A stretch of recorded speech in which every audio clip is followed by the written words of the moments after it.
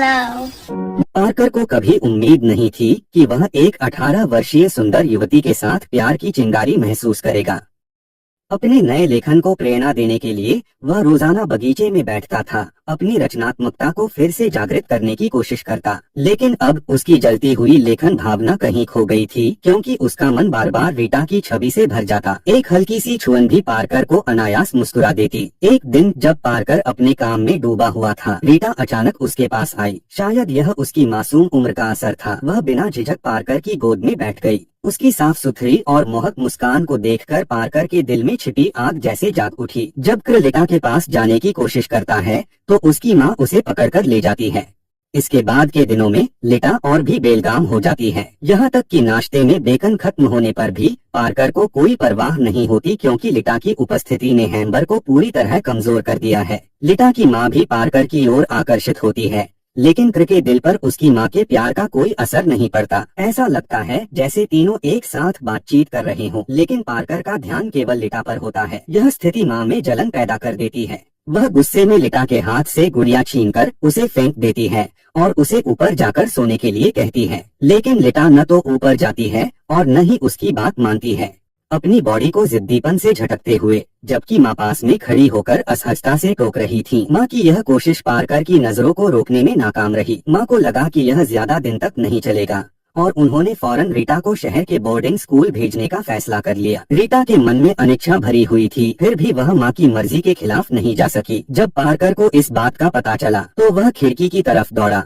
ताकि रीटा की नजरों से सामना हो सके। जैसे ही रीटा ने पार्कर को देखा, वह उसकी तरफ दौड़ पड़ी। दौड़ की तेजी से उसकी सांसें थमने लगी। रीटा जैसे ही पार्कर की बाहों में पहुंची, वह उसकी बाहों में समा गई। एक अचानक उमड़ा हुआ भावनात्मक क्षण दिल में छा गया। क्रोधित होकर वह सीधे रीटा की अलमारी में घुस गया। टॉम के जाने के बाद माँ ने हैम्बर के प्रति अपने प्रेम को व्यक्त करने का अवसर पा लिया। उसने कहा, अगर मैं लौटने से पहले तुम यहाँ नहीं हो तो मैं समझूंगी कि तुम मुझे छोड़ चुके हो, लेकिन अगर मैं लौटने के बाद भी तुम्हें यहीं पाती हूँ तो मैं तुम्हारी जीवन संगिनी बनूंगी और हमेशा तुम्हारे साथ रहूंगी। रीटा के और करीब आने के लिए क्रिस ने भी अपनी माँ के प्रेम को स्वीकार कर लिया। कुछ समय बाद वे दोनों पति पत्नी बन गए और साथ रहने लगे, लेकिन शार्लेट के प्रेम को क्रिस कभी स्वीकार नहीं कर पाया। यहाँ तक कि जब वे एक ही बिस्तर पर सोते थे तब भी वह उसे दवा खिलाने के लिए मजबूर करता था। यह सुनिश्चित करने के बाद कि कोई प्रतिक्रिया नहीं हुई, वह सावधानी पूर्वक बिस्तर के किनारे लेट गई। उस दिन शार्लेट ने गलती से पार्कर का एक रहस्य जान लिया। मुझसे दूर रहो, मैं चिल्ला दूंगी, उसने खिड़की की ओर इशारा करते हुए कहा। मुझे छोड़ दो, आज रात मैं यह घर छोड़ने वाली हूँ, मुझे इस घर की परवाह नहीं है। डायरी में शार्लेट के लिए तिरस्कार भरी बातें लिखी हुई थीं और रीटा के लिए प्यार और यादें भरी हुई थीं।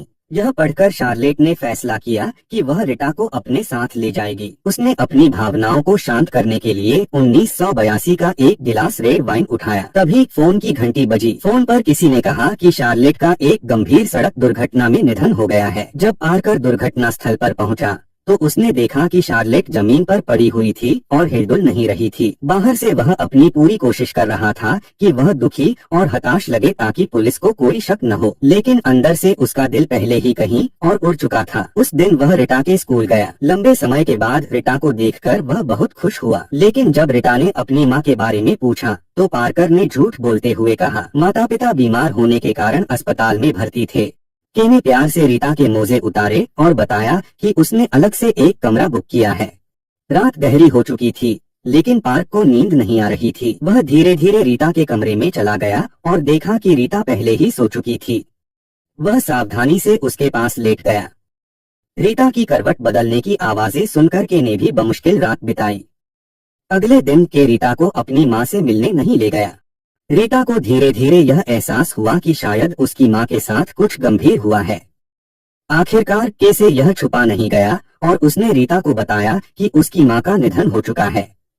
लंबे समय तक दुखी रहने के बाद वह पार्कर के कमरे में गई। एक गलती करने वाले बच्चे की तरह वह उसकी गोद में लेट गई। शायद इस समय केवल यही आदमी रीटा की दुनिया में थोड़ी सी गर्माहट ला सकता था। रीटा को सुकून देने के लिए पार्कर ने फैसला किया कि वह उसे दुनिया की सैर पर ले जाएगा। इस खुशहाल यात्रा के दौरान रीटा अपनी मां के निधन के दर्द को लगभग भूलने लगी। वह प्यारी लड़की अक्सर पार्कर के साथ मस्ती करती और पार्कर कभी नाराज नहीं होता। वह उसके प्रति एक पिता की तरह स्नेह दिखाता। इस तरह हंसी और खुशी के माहौल में वे एक के बाद एक शहर घूमते गए। समय के साथ रीटा ने स्पष्ट रूप से थकावट और उदासीनता महसूस की। वह हर दिन पार्क के साथ बंधी रहने से तंग आ गई थी, जैसे वह एक पिंजरे में बंद पक्षी हो जिसके पास कोई स्वतंत्रता नहीं थी। क्रू ने भी लीटा के दुख को महसूस किया और उसने लीटा के लिए एक स्कूल खोजने में मदद की। लेकिन क्रू यह नहीं जानती थी कि पिंजरे में बंद पक्षी को एक बार आजादी मिल जाए तो वह वापस नहीं लौटता। जब लीटा को पता चला कि वह स्कूल जा सकती है तो वह बहुत खुश हुई। स्कूल में उसने एक नाटक मंडली के एक आकर्षक वरिष्ठ से मुलाकात की। उसे कुछ गलत महसूस होने लगा और उसका नियंत्रण बढ़ता गया। उसने स्कूल के प्रधानाचार्य से मुलाकात की और लीटा को स्कूल से निकालने की बात की। जब लीटा को इस बारे में पता चला तो दोनों के बीच जोरदार बहस हो गई। पहले मुझे मारो, मैं जैसे तुमने मेरी माँ को मारा। हाथ मैं तुम्हें कहता हूँ कि मुझे मारो।